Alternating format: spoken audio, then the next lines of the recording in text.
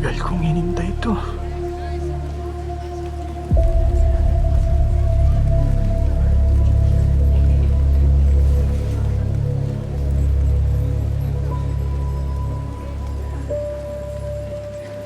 Salamat sa Diyos, buhay ka. Ruth? Pasensya na, hindi kita kilala. Sino ka ba? Hindi na ako kilala.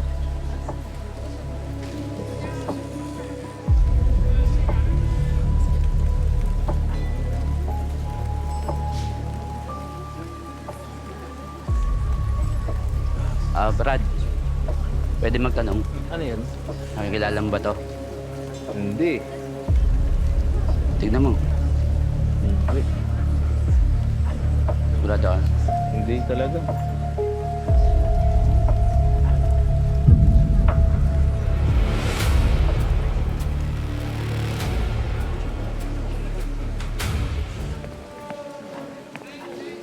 Ruth. Hindi mo ko kilala. Ako to, si Mateo. Ruth. Ruth pala pangalan mo? Hindi ko ho alam. Pasensya ka na, hindi talaga kita kilala.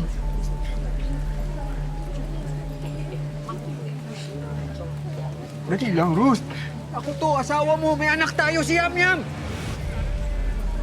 Sandali lang. Hindi ka kita kilala. Hindi ko naaalala na asawa kita. Wala ko naaalala.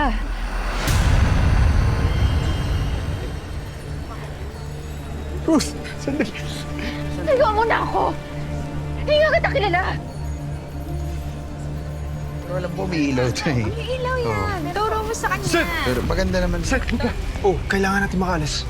Nasaan na yung susundo sa atin? Sandali, tatawagan ko. Papanik masyado to. Ano nangyari? Alis na tayo, tara. Ba't ka ba nagmamadali? May mga tao si Gaspar dito. Pakalat-kalat, hinahanap si Cho. Uy, si Cho, Asan si Cho? andyan sa may gilid kanina eh. Kuya, Teka lang. Ano? sandali, nagre-ring. Teka lang. Sandali lang, ha? Sandali lang. Wala maalala yung asawa ko. May amnesia siya, kaya hindi kanya maalala. Ruth? Ayan, kuya, finally. Andiyan ka na? Sige po, papunta na kami. Kunin mo na si Mateo. Andiyan na, sundo natin. Dali. Oo, dali. Nakikita mo, hindi ka maalala. Natatakot siya, oh. Teka, sino ka ba? Ako ang nagbabantay at nag-aalaga sa kanya ngayon. Siya? Sandali oh. Ako dapat mag-alaga sa asawa ko. Asawa ko yan eh. Karapatan ko yun. Anak, pakiusap. Hindi kita kilala eh. Kaya hindi ko alam kung totoo yung sinasabi mo. Wala akong pakialam sa nararamdaman mo ngayon.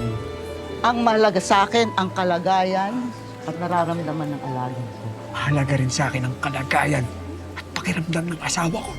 Kung mahalaga pala sa'yo yung kalagayan at pakiramdam ng asawa mo, layuan mo siya. Hindi! Layuan mo siya! Hindi!